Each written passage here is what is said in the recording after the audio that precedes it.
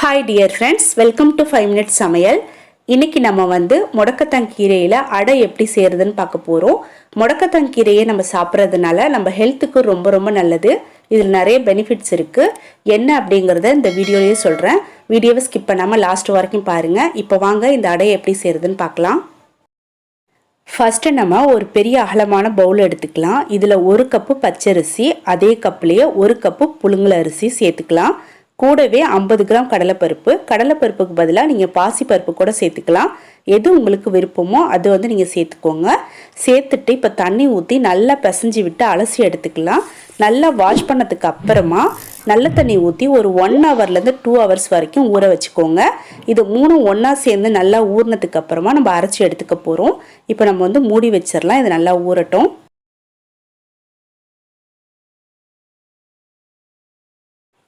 இப்போ நல்லா ஊறிடுச்சு. ஊற வச்சிருக்கிற தண்ணியை சுத்தமாக வடிச்சிட்டு எடுத்துக்கலாம். இந்த முடக்கத்தான் கீரையில் இயற்கையாகவே நிறைய மருத்துவ குணங்கள் இருக்குது. இதை நம்ம சாப்பிட்றதுனால நம்ம ஹெல்த்துக்கு அவ்வளோ நல்லது. ஸோ கண்டிப்பாக மிஸ் பண்ணாமல் இந்த ரெசிபி செஞ்சு சாப்பிட்டு பாருங்கள். இப்போ ஊற வச்சிருக்கிற அரிசியில் இருக்க தண்ணியை ஃபுல்லாக வடிச்சிட்டேன். அடுத்து இந்த மாதிரி ஒரு பெரிய மிக்சி ஜார் எடுத்துருக்கிறேன். இதில் நம்ம ஊற வச்சிருக்கிற அரிசியை 2 வாட்டி போட்டு அரைச்சி எடுத்துக்கலாம். ஒரே டைமாக போட்டிங்கன்னா அரைக்கிறதுக்கு வராது. ஸோ அதனால் 2 தடவையாக போட்டு கொஞ்சம் தண்ணி ஊற்றி தோசை மாவு பதத்துக்கு நல்லா நைஸாக அரைச்சி எடுத்துக்கோங்க.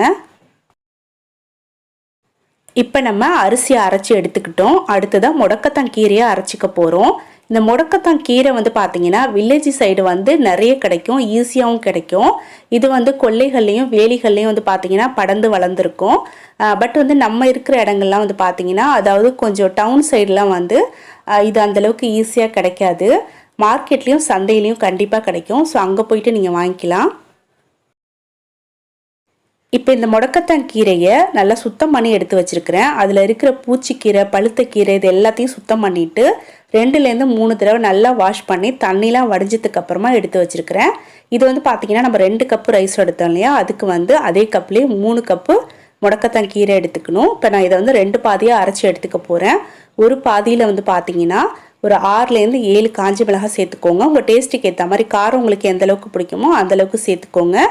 கூடவே 1 ஸ்பூன் பார்த்தீங்கன்னா 1 டேபிள் ஸ்பூன் அளவுக்கு பெருஞ்சீரகம், அதாவது சோம்பு சேர்த்துக்கோங்க. சேர்த்துட்டு கொஞ்சமாக தண்ணி ஊற்றி இது நல்லா நைஸ் பேஸ்ட்டாக அரைச்சிக்கலாம்.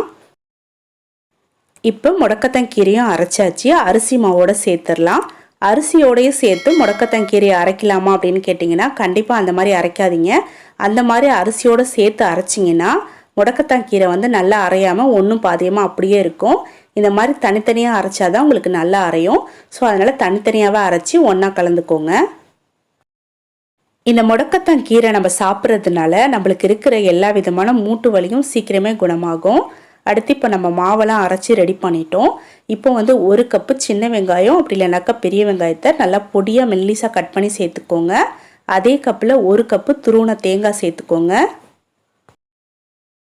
சின்ன வெங்காயம் சேர்த்துக்கிட்டிங்க அப்படின்னாக்கா இந்த அடையோட டேஸ்ட் ரொம்ப ரொம்ப சூப்பராக இருக்கும். ரொம்ப நல்ல டேஸ்ட்டாக இருக்கும். பட் சின்ன வெங்காயம் இல்லை அப்படிங்கும்போது நம்ம பெரிய வெங்காயம் தான் சேர்த்தாகணும். ஸோ அதனால் பெரிய வெங்காயமும் சேர்த்துக்கலாம். அடுத்து டேஸ்ட்டுக்கு ஏற்ற மாதிரி சால்ட்டு சேர்த்துட்டு இப்போ நம்ம எல்லாத்தையும் ஒன்றா சேர்த்து நல்லா மிக்ஸ் பண்ணிக்கலாம். இந்த மாவோட பதம் பார்த்திங்கன்னா இட்லி மாவு பதத்துக்கு இருக்கணும். ரொம்ப தண்ணியாக இருக்கக்கூடாது. ஓரளவுக்கு கெட்டியாக இருக்கிற மாதிரி பார்த்துக்கோங்க. இப்போ மாவை நல்லா மிக்ஸ் பண்ணியாச்சு. இது அப்படியே மூடி ஒரு 5 நிமிஷம் மட்டும் வச்சுக்கலாம். ஒரு 5 நிமிஷம் மட்டும் வச்சா போதும்.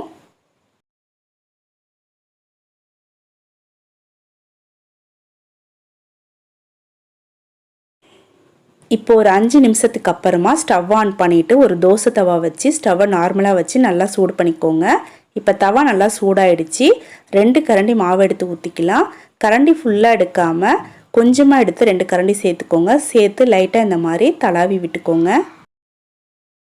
இப்போது 2லேருந்து 3 நிமிஷத்தில் ஒரு பக்கம் நல்லா வெந்துடும். வெந்ததுக்கு அப்புறமா இது சுற்றிலும் 1 ஸ்பூன் நல்லெண்ணெய் சேர்த்துக்கோங்க. கண்டிப்பாக இந்த அடைக்கு நல்லெண்ணெய் தான் சேர்க்கணும். நல்லெண்ணெய் சுற்றிலும் ஊற்றி விட்டுட்டு திருப்பி போட்டுருங்க. திருப்பி போட்டு ஒரு 2லேருந்து 3 நிமிஷம் நல்லா வேகட்டும். வெந்ததுக்கு அப்புறமா இப்போ நம்ம ஒரு பிளேட்டில் மாற்றிக்கலாம். இப்போ சூப்பராக அடை தயாராகிடுச்சு. ரொம்ப சிம்பிள் தான், ஈஸியாக செஞ்சிடலாம். ஸோ கண்டிப்பாக எல்லோரும் ட்ரை பண்ணுங்கள். இப்போ இதே போலவே மீதி இருக்கிற எல்லா மாவுலையும் அடையை சுட்டு எடுத்துக்கலாம். நம்ம ரேஹானா கிச்சன் சேனலில் இந்த முடக்கத்தான் கீரையை வச்சு ஸ்வீட் அடை எப்படி செய்கிறது, களி எப்படி செய்கிறது அப்படிங்கிறதுக்கான வீடியோ தனித்தனியாக நான் அப்லோடு பண்ணியிருக்கிறேன். அந்த வீடியோ நீங்கள் பார்க்கணும் அப்படின்னு நினச்சிங்கன்னா நம்ம ரேஹானா கிச்சன் சேனலில் போய் செக் பண்ணி பாருங்கள். ரொம்ப யூஸ்ஃபுல்லாக இருக்கும். அந்த ரெசிபியை நீங்கள் வந்து மிஸ் பண்ணாமல் செஞ்சு பாருங்கள். ரொம்ப டேஸ்ட்டாக சூப்பராக இருக்கும். அதே போல் இந்த சேனலில் வந்து பார்த்தீங்கன்னா முடக்கத்தான் கீரையில் தோசை எப்படி செய்கிறது அப்படிங்கிறதுக்கான வீடியோவும் நான் அப்லோட் பண்ணியிருக்கிறேன். முடிஞ்சால் அதோட லிங்க் வந்து எண்டு கார்டில் கொடுக்குறேன். அதை ப்ரெஸ் பண்ணி போய் பாருங்கள். இப்போ எல்லா அடையும் சுட்டு முடிச்சாச்சு. இதுக்கு தொட்டுக்கிறதுக்கு பார்த்தீங்கன்னா அதாவது சைடிஷ் வந்து உங்களுக்கு ஃபேவரட்டான எந்த விதமான சட்னியும் தொட்டு சாப்பிட்லாம். எனக்கு வந்து பார்த்தீங்கன்னா சட்னி தொட்டு சாப்பிட்றதுக்கு அந்தளவுக்கு பிடிக்காது.